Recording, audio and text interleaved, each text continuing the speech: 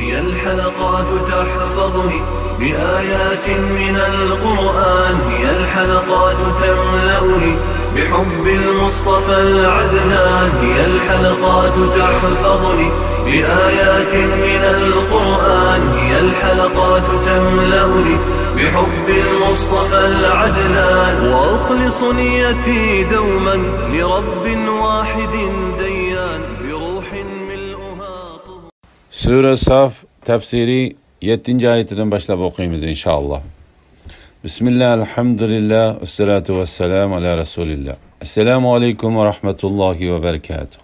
Dövende dehtanlağa İbn Kathir rahimuhullah'ın Kur'an-ı Kerim tefsiri Uygurca tercümesi Saf suresi 7. ayetinden başlayıp okuyayım inşallah. Euzu billahi mineşşeytanirracim. İslam'a davet kılınıp etip Allah'a yalganni, yani Allah'ın şirki ba, balısı ba degandek sözlerini çaplagan kişiden mu, zalim kişi ba mı? Allah zalim, yani kafir kavmini hidayet kılmaydı. Ula Allah'ın nurunu, yani Allah'ın dinini ve nurluk şeriatini ağızları bilen üçürüp etmekçi boludu. Kafirlar yaman köygen takdirdi mi? Allah özünün nurunu mükemmel kılgıcıdır. Yani özünün dinini aşkarlıgıcıdır. Müşrikler yaman köygen takdirdi mi? Allah hak dinini barlık dinler üstüden galip kılış için peygamberini hidayet bilen ve hak din bilen evetti. En zalim insanın tılgı elinişi, İslam nurunun mükemmel kılındığanlığı ve İslam dininin bütün dinler üstüden galibi kılıdığanlığı hakkında verilgen hoş haber doğrusudur. İslam'a davet kılınıp etip Allah'a yalganni, yani Allah'ın şirki ba, balısı ba degandek sözlerini çaplagan kişiden mi, zalim kişi ba mı? Yani Allah'a yalganni çaplagan, Allah'ın bar ve birlikiga ve ihlasmen boluşqa çağırılıp durup Allah'a butlarını şerik keltirgen kişiden zalim adam yok. Allah zalim, yani kafir kavmini hidayet kılmaydı.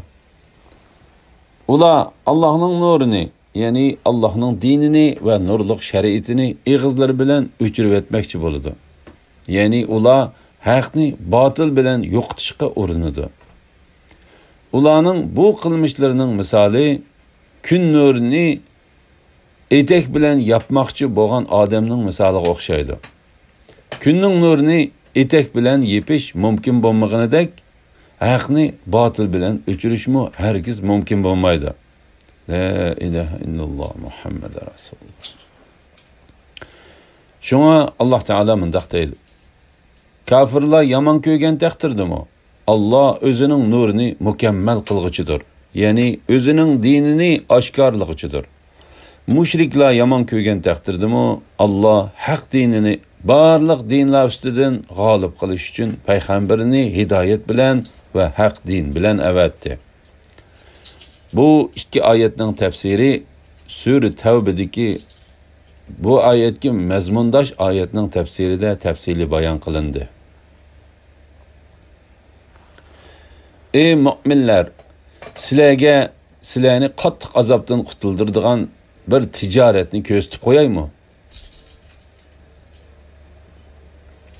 Allohga va uning payg'ambariga chin iymon etqaysizlar.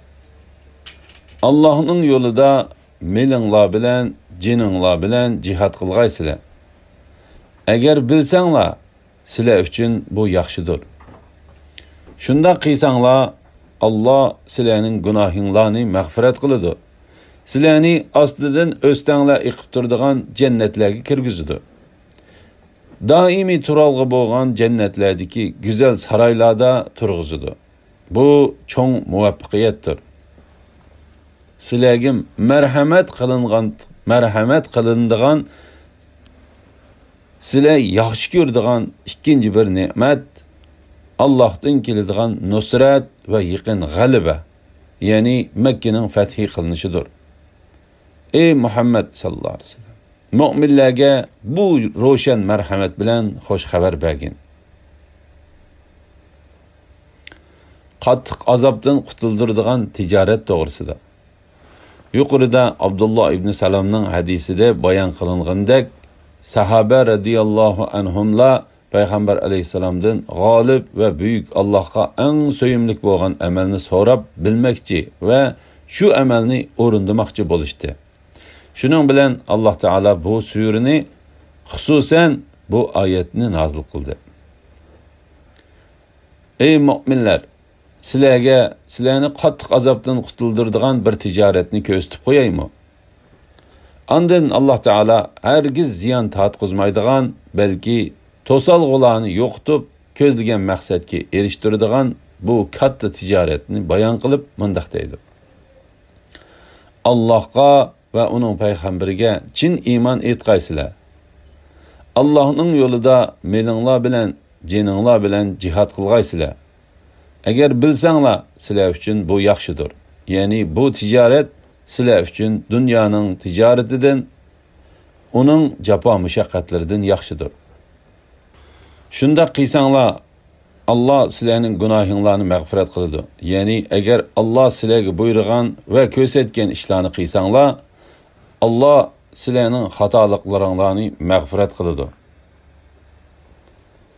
Sizlarni jannatlarga, yaxshi turalg'i joylarga va oliy martabalarga erishtirdi. Shunga Alloh taolo mundaq deydi: sizlarni ostidan o'stanglar iqib turadigan jannatlarga kirgizdi. Doimiy turalg'i bo'lgan jannatlardagi go'zal saroylarda turg'izdi. Bu cho'ng muvaffaqiyatdir. Sizlarga marhamat qilinadigan, sizlar yaxshi ko'radigan ikkinchi bir ne'mat Allohdan keladigan nusrat va yaqin g'alaba, ya'ni Makkaning fathi qilinishidir. Ya'ni men sizlarga sizlar yaxshi ko'radigan ikkinchi bir ne'matni ziyoda ato qilaman. Agar sizlar Alloh yo'lida jihad qilsanglar va Allohning dini uchun yordam qilsanglar, Alloh sizlarga yordam berishga kafolatlik qiladi. Alloh taolo bu vaqtda mundaq degan: ey mu'minlar, sizlar Allohga, ya'ni Allohning diniga yordam bersanglar, Alloh sizlarga dushmaninglarga qarshi yordam berdi. Qadaminglarni urush maydonlarida barqaror qiladi. Kimiki Allohning diniga yordam berdikan, albatta Alloh uningga yordam berdi. Alloh albatta kuchlidir, g'olibdir. Va yaqin g'alaba, ya'ni Makkaning fathi qilinishidir. Mana bu Allohga va uning payg'ambariga itoat qilgan, Alloh va uning diniga yordam bergan kishiga beriladigan dunyoning eng yaxshi ne'matidir. Bu ne'mat ularni oxiratning ne'matlariga yetkazadi.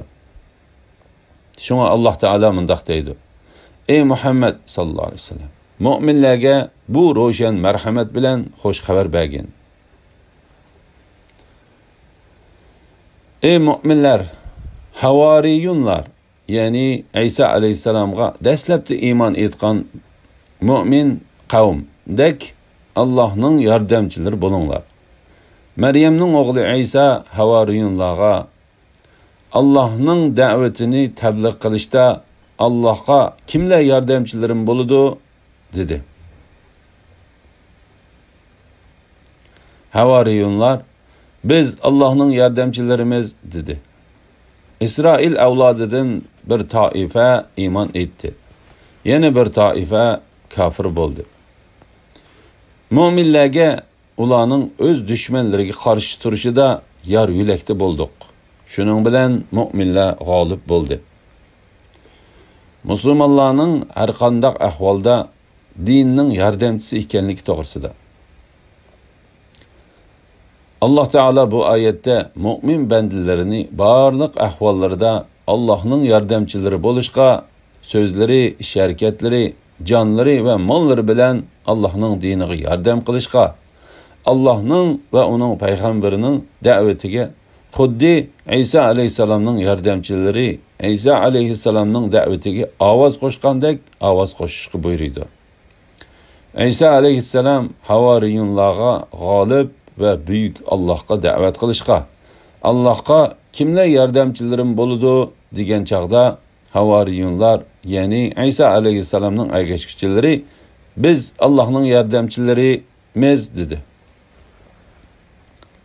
Ya'ni sening da'vat qilishingga biz yordam qilamiz va bu yo'lda biz seni qo'llaymiz deyishdi. Shunga Isa alayhissalom ularni Isroil avlodiga va Yunonliqlarga da'vat qilish uchun Sham zaminlarida yashaydigan kishilarga avatdi. Shundaqla Payg'ambar alayhissalom haj mavsumlarida mundaq deydi: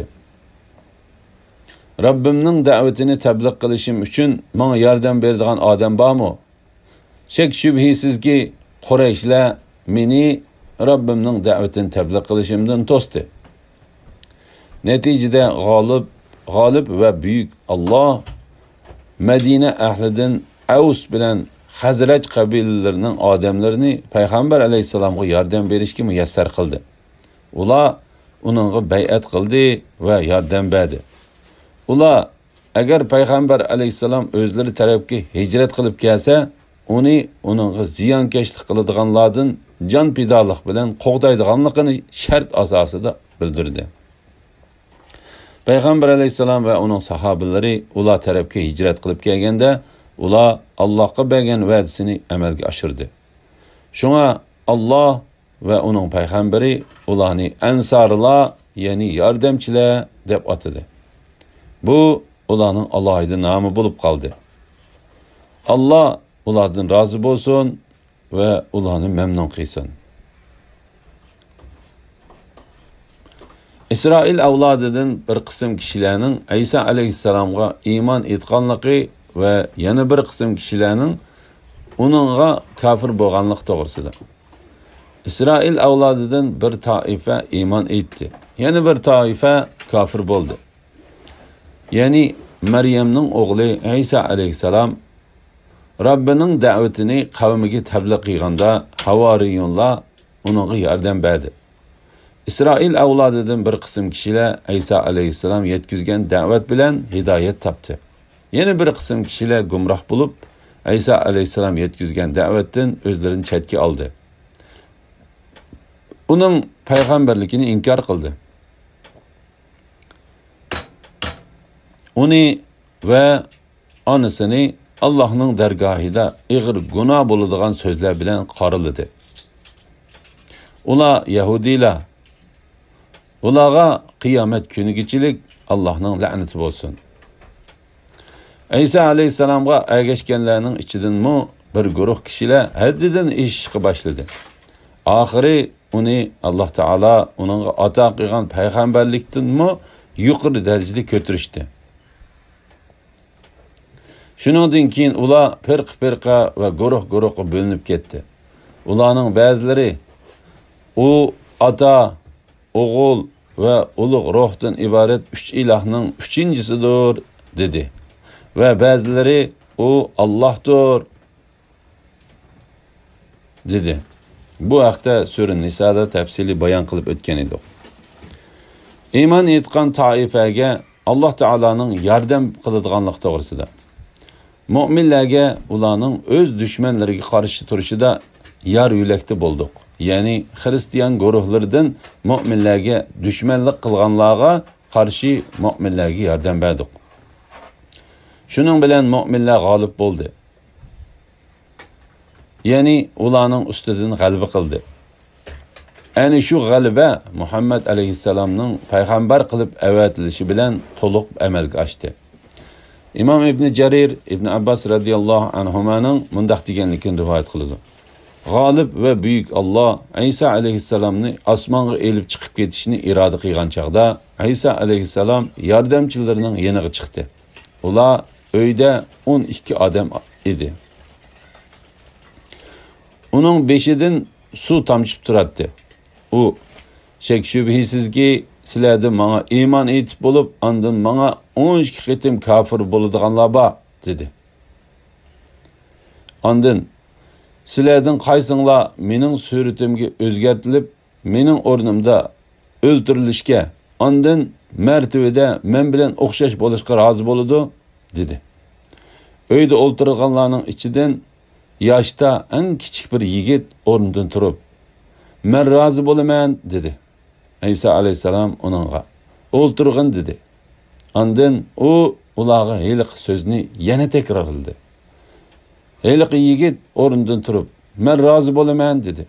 İsa alayhissalom uningga "O'ltirgin" dedi. Ondan heliq so'zni qayta takrorladi. Yana heliq yigit o'rnidan turib, "Men rozi bo'laman" dedi. İsa alayhissalom "Ha, uningga sen loyiqsan" dedi. Ondan keyin u İsa alayhissalomning suratiga o'xshatildi. İsa alayhissalom bo'lsa, uyning tungligidan osmonga ilib chiqib ketildi. Uni tutqili kelgan yahudiylar uning suratiga o'xshatilgan odamni tutib chiqib, uni darga isib o'ltirdi. İsa alayhissalomga iymon etganlardan ba'zi kishilar 12 qitim kafir bo'ldi. Ular 3 firqaga bo'linib ketdi. Ularning bir firqasi Allah xohlagan muddatgacha bizning oramizda turdi.